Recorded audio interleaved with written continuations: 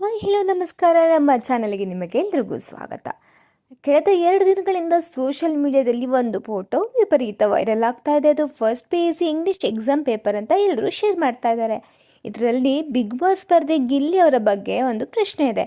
ಜೊತೆಗೆ ಇದು BGS paper ಅಂತಲೂ ಹೇಳಲಾಗ್ತಾ ಇದೆ. ಸಾವಿರಾರು ವಿದ್ಯಾರ್ಥಿಗಳು ಇದು ನಿಜಾನ ಇವತ್ತೇ ಎಕ್ಸಾಮ್ ಇತ್ತ ಅಂತ ಗೊಂದಲದಲ್ಲಿದ್ದಾರೆ. ಹಾಗೆ ಗಿಲ್ಲಿ ಫ್ಯಾನ್ಸ್ ಕೂಡ ಗಿಲ್ಲಿ ಬಗ್ಗೆ ಕ್ವಶನ್ ಕೇಳಿದ್ದಾರೆ ನೋಡಿ, ಅವರ ಸ್ಟೇಟಸ್ಸು ಎಲ್ಲಿದೆ ಅಂತ ಎಲ್ಲರೂ ಶೇರ್ ಮಾಡ್ತಾ ಇದ್ದಾರೆ. ಹಾಗಿದ್ರೆ ಇದು ಎಷ್ಟು ಸತ್ಯ ಅಂತ ನೋಡ್ಕೊಂಬರೋಣ ಈ ವಿಡಿಯೋದಲ್ಲಿ. ಇಲ್ಲಿ ನೋಡಿ, ನೀವು ಇವಾಗ ಸ್ಕ್ರೀನ್ ಮೇಲೆ ನೋಡ್ತಾ ಇರಬಹುದು. ಅಲ್ಲಿ ಕ್ವಶನ್ ಏನ್ ಕೊಟ್ಟಿದ್ದಾರೆ ಅಂದ್ರೆ, Gilli stood on the Bigg Boss stage dash tried after grand finale dash Kannada Bigg Boss season 12 among all the contestant he reach to victory through determination and support dash the audience ಇದೆ.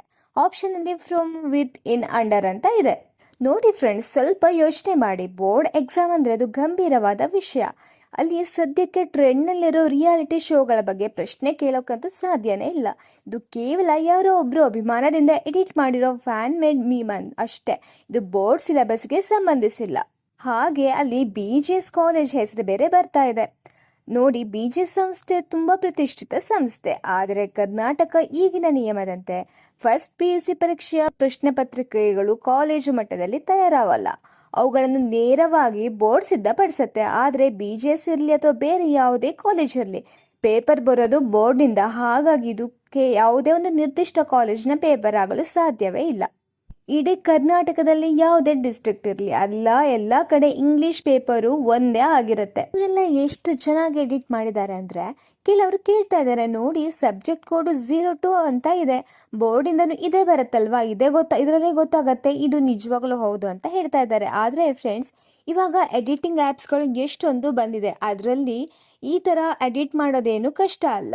ಈಗಿನ ಕಾಲದಲ್ಲಿ ಹಳೆ ಪೇಪರ್ನ heading ಮತ್ತು ಕೋಡನ್ನು ಹಾಗೆ ಇಟ್ಕೊಂಡು ಒಳಗೆ ಇರೋ ಕಂಟೆಂಟನ್ನು ಎಡಿಟ್ ಮಾಡಿದ್ದಾರೆ ಅಷ್ಟೇ. ಈ ವೈರಲ್ ಪೇಪರ್ನಲ್ಲಿ ಆ ಕೆಲಸವನ್ನೇ ಮಾಡಲಾಗಿದೆ. ಕೋಡ್ ಸರಿಯಾಗಿ ತೋರಿಸಿ ನಮ್ಮನ್ನು ನಂಬಲು ಪ್ರಯತ್ನಿಸಿದ್ದಾರೆ ಅಷ್ಟೇ.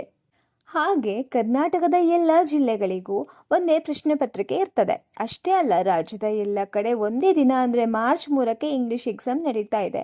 ಯಾವುದೇ ಒಂದು ಜಿಲ್ಲೆಯಲ್ಲಿ ಅಥವಾ ಒಂದೇ ಕಾಲೇಜ್ನಲ್ಲಿ ಮೊದಲೇ ಎಕ್ಸಾಮ್ ಆಗೋಕ್ಕೆ ಚಾನ್ಸೇ ಇಲ್ಲ. ಸೊ ಆಲ್ ಓವರ್ ಕರ್ನಾಟಕ ಒಂದೇ ಪೇಪರ್ ಇರೋದ್ರಿಂದ ಇಂತಹ ಲೀಕ್ ಸುದ್ದಿಗಳು ಕೇವಲ ವದಂತಿ ಆಗಿದೆ. ಸೊ ಫೈನಲ್ ಆಗಿ ಹೇಳಬೇಕು ಅಂದರೆ, ವೈರಲ್ ಆಗ್ತಿರೋ ಪೇಪರ್ 100% ಫೇಕ್.